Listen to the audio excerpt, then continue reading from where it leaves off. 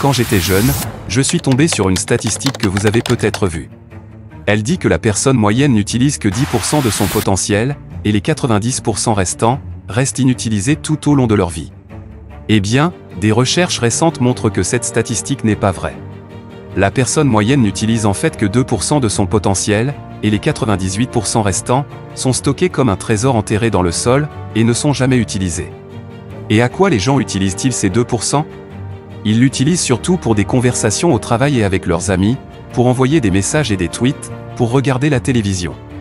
La personne moyenne regarde un écran entre 3 et 5 heures par jour, que ce soit un ordinateur, un iPhone, un iPad ou une télévision. Et la plupart de ce qu'ils regardent est complètement sans importance, et n'a aucun impact sur leur vie. Mais ce que vous faites encore et encore devient une habitude. Donc aujourd'hui, nous avons toute une génération de personnes qui ont pris l'habitude de regarder des écrans tout le temps, et en conséquence, leur vie avance très, très lentement. Alors vous devez vous poser la question, est-ce une bonne utilisation de mon temps? Quand j'ai commencé à étudier la pensée, je me suis demandé quelle est l'activité qui a les conséquences potentielles les plus importantes dans la vie. La réponse est la pensée. Car la manière dont vous pensez, la qualité de votre pensée, détermine la qualité de vos décisions et de vos choix.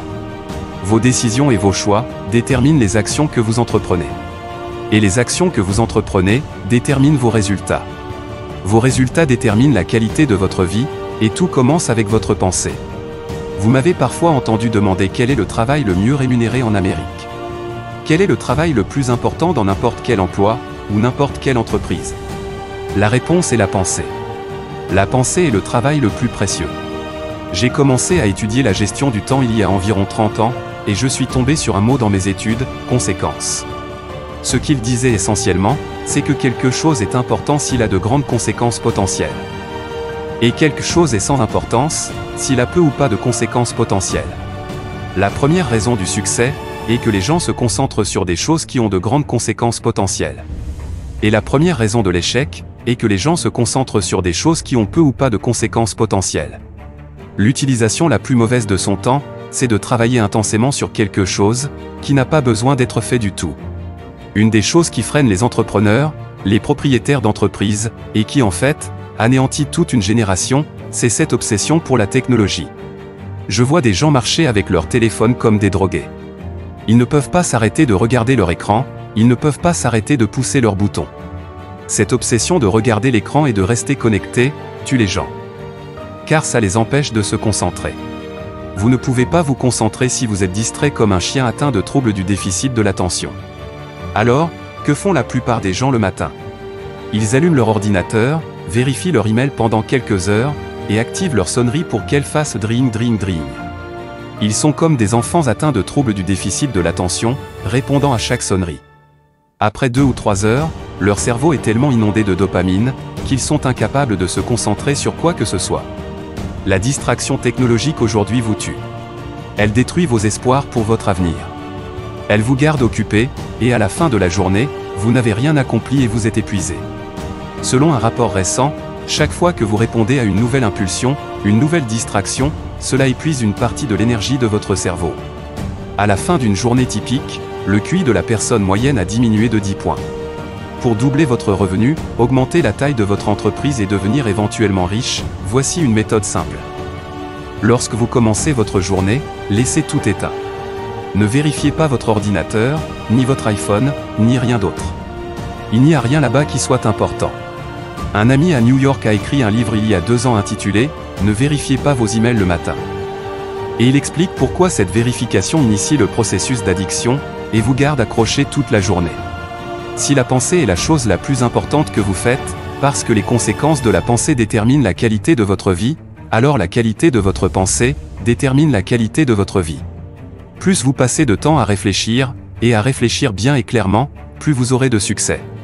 J'ai travaillé avec des gens très puissants, des milliardaires et des multimilliardaires, des personnes qui sont sur la liste Forbes 400. J'ai eu l'occasion d'être avec eux pendant des crises, et des moments où quelque chose de sérieux se passait. Quand il y avait un gros problème, j'ai remarqué qu'ils avaient tous une qualité en commun. Ils devenaient tous calmes. Alors que les gens autour d'eux étaient en colère et inquiets, ils se montraient sereins, comme un étang qui se calme. Plus tard, j'ai appris que quand votre esprit est calme, votre cervelet, la partie du cerveau qui s'occupe de la pensée et de la décision, fonctionne à son niveau le plus élevé. Mais quand vous vous énervez, votre pensée est gérée par votre système limbique, ce qui nuit à votre capacité à penser clairement, et augmente les risques de faire des erreurs. C'est pourquoi il est crucial de rester calme dans les situations difficiles.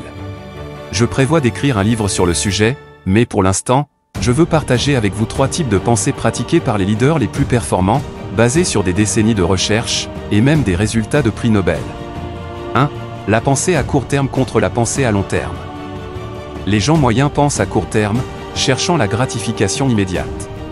Les gens performants pensent à long terme. Ils suivent des formations, lisent des livres, et font des plans à long terme. 2. La pensée non informée contre la pensée informée.